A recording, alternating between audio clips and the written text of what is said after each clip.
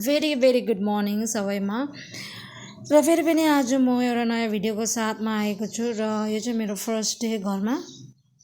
मलाई छिट्टो निन्द्रा छुट्यो र म चाहिँ उठिसकेर बेड मिलाउनु थाल्यो। बेडहरू थन्को मन्को गरिसकेर चाहिँ मर्निङ वकको लागि निक्ल्यो। जाँदा जाँदा बाटोमा पपिसहरू पनि भेट्यो।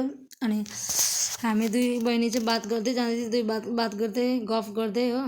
मैले चाहिँ भने इमटारसम्म जाने हो, त्यहाँदेखि बेसी टाढा नजाउँ है भनेर गएन। हामी त्यहाँदेखि फर्केर आउँदा चाहिँ अलिअलि एक्सर्साइज पनि गऱ्यो, मर्निङ वक पनि सकि नसक्यो भने गरेँ अलिअलि चाहिँ।